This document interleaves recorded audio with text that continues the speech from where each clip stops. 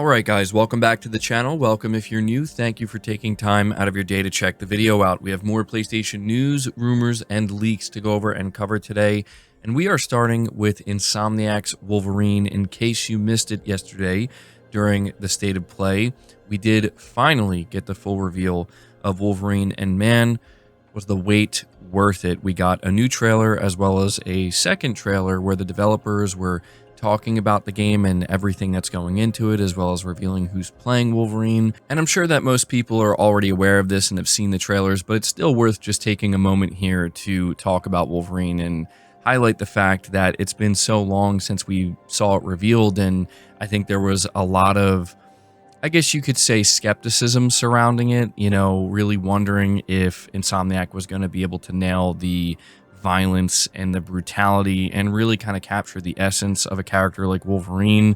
Insomniac's not really known for that type of stuff, so it's understandable why people were going in with a bit of skepticism, but it seems like Insomniac absolutely nailed it. People are very happy with what was shown. I mean, they definitely made it clear through that trailer and everything they had to say about the game that they are not going to shy away from the, brutal nature of Wolverine and, the level of violence that's expected to be on display and the viciousness. So, yeah, man, it looks absolutely incredible. It's coming out fall 2026. So I'm thinking it's going to be like an October, November 2026 title, Sony's holiday tentpole title for next year, and it's certainly going to be a big one. But one other thing I wanted to mention here before we move on and talk about Saros that some people may have missed is that they did say they're going to have more information coming in spring of 2026. They specifically say spring. So I don't know if Sony's planning on doing like a showcase or another State of Play. I'm assuming they will, but there is also the chance that they could be referring to a dedicated State of Play for Wolverine. So yeah, in case you missed it, they're already letting us know when we can expect more news and information for Wolverine. But moving on from that, we're talking about Saros. Sony opened yesterday's State of Play by showing about 5 minutes of Saros gameplay, which they did let us know ahead of time they were going to show, and it looks very good. I think if you're a fan of Returnal, you're going to be very pleased about what you saw with Saros here, and it basically does look like Returnal 2, but they are teasing more narrative elements. They talked about NPCs being in the game, and they also highlighted the fact that you have a second chance. So if you die, you can come back and try again at least once. But even if you don't finish it, you do have like permanent upgrades and things that you can work towards that will help make your runs easier. This is a big deal because for a lot of people, Returnal was a very difficult game, and that is what turned them off from it, is the fact that when you died, you lost everything and had to start over completely fresh with nothing. This time, they're changing that around, and it's going to be really interesting to see how it feels in comparison to Returnal. But it's also worth noting that they are confirming it's a game that's developed in Unreal Engine 5, which is not too surprising because Returnal ran on Unreal Engine 4. On top of seeing the new gameplay, they also gave us a release date of March 20th, 2026, and I think it's coming a lot sooner than most people expected, and I'm sure you guys are noticing a pattern at this point with PlayStation in the way that they reveal their games. They're revealing their games very close to launch. This is a pattern that has, I think, become apparent in the last couple of years, and so Saros is the next game where it's being announced and launching within a year of that announcement. And I really like the way Sony's been doing that. It seems like they really did take in the feedback from last generation where, a lot of games were announced like 3, 4, or 5 years in advance, and some people kind of got frustrated with that.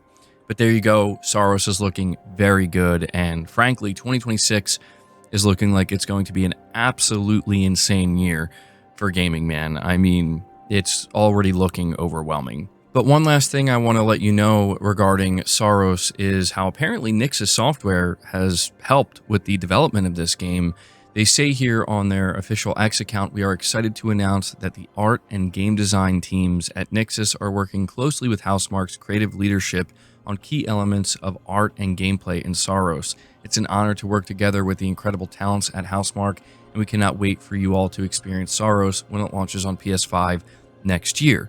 And I just had to take a moment to highlight this because Nixxes has been doing just, I mean, absolute work for PlayStation and for Sony.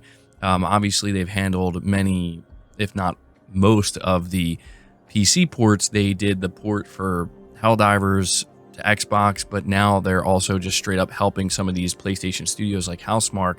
And yeah, I think it's safe to say that Nixxes might be the best acquisition that Sony made, honestly, when it comes to studios. They're an absolute powerhouse. But yeah, there you go. Just wanted to kind of let you guys know that. We're going to move on, though, and talk about Metal Gear Solid because we have a bunch of really good information coming out of Tokyo Game Show. There was another Metal Gear hotline that Konami did and the team that's working on Metal Gear did. And so I actually came across this really useful post on the PS5 subreddit where it kind of bullet points all the important things that we learned about. They do talk about the next proper Metal Gear Solid remake. They talk about the collection or the Volume 2 collection. So it says here Konami is hard at work on the Metal Gear Solid IP. They confirmed Metal Gear Solid Volume 2 has been in production for quite some time now, and details will come soon. And this poster is assuming it'll happen at another PlayStation State of Play. They say Metal Gear Solid Volume 1 is getting one last major update coming in the next few weeks. A new update for Metal Gear Solid Delta 1.1.4 has been released. They're also working to fix performance across every platform. PS5 Pro is getting multiple performance modes and also a 21:9 resolution support.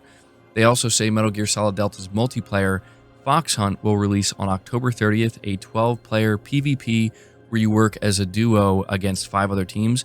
And before I continue, I just want to say they showed off a bunch of gameplay for this Fox Hunt multiplayer mode. This is definitely bigger than I expected. I talked to you guys about what Konami maybe wanted to do with Metal Gear Online, and for anybody who cares about this, this mode actually has a lot more going into it than you would have thought, and I think it is certainly worth noting here. I don't know how many Metal Gear Online fans are here watching this video, but they did state that they're thinking about bringing back Metal Gear Online, and they kind of want to see how players respond to this Fox Hunt mode, and that if they were to bring back Metal Gear Online, this Fox Hunt mode would kind of, you know, go into Metal Gear Online. Like Metal Gear Online would absorb it as another mode that people would be able to access. So this is really interesting to see the way they're doing this. I think they're taking it slow and just kind of, you know, taking it one step at a time. But finally here they talk about the next remake. Akamura says that he wishes he could remake Metal Gear Solid 1, but states that this is not an official confirmation of what is next. He also said that it would be the hardest one to remake, but he is ready to take on the challenge. He also states again that they made the choice to remake Metal Gear Solid Delta at a 1-to-1 scale, but it may differ for other remakes as the 1-to-1 scale will not work for every Metal Gear Solid remake. And so, yeah, I mean, if Akamura wants to remake Metal Gear Solid 1 next, that's probably what they're going to do, honestly. I know he's saying not to take it as a confirmation, but maybe it's because he wants to see what the fans might want, but I can tell you right now, the fans want a Metal Gear Solid 1 remake. So that would be very interesting because he's flat out, he's pretty much saying that, look, if we remake MGS1, it's not going to be 1-to-1. We're going to be making some significant changes. So it'll be very different from Delta in that regard, and man, that would be certainly fascinating to see how it would be handled. But yeah, that's pretty much all of the major news coming out of Konami and the Metal Gear Solid team. And yeah, I'm very excited. The future of Metal Gear Solid actually, I think, looks a lot brighter than we would have expected. That's just my opinion anyway. But we're going to move on to the final topic, which talks about Ghost of Yotei. The reviews are officially out, and as of the time of this recording, it's currently sitting at an 87 on Metacritic based on 83 critic reviews. And so the breakdown is 90% positive with 75 positive reviews and 10% mixed with 8 mixed reviews. So far, 0 negative reviews. And so it seems like Sucker Punch, you know, they did it again. It is worth noting that this is a higher score than what we saw with Ghost of Tsushima. Tsushima was sitting at an 83 on Metacritic. It's worth noting that the director's cut for Tsushima, though, is sitting at, I think, about the same, either 87 or 88. So, yeah, from what I gather, it seems as though quite a few of the areas where people expected there to be some improvements and refinements when it comes to the open world and exploration and, the repetition, I guess you could say. Those areas have been improved upon. And yeah, I'm curious to see how I feel about the story myself in particular. I have no doubt the gameplay will be amazing. But there you go. If you were wondering how Ghost of Yotei is reviewing, it's reviewing very well overall. So there you go. But guys, that's going to do it for the video. I hope you enjoyed it. I hope you found it informative. If you did, be sure to leave it a like, subscribe to the channel if you're new, hit the bell notification icon, and feel free to share this video out on top of all that. But until next time, guys, take care.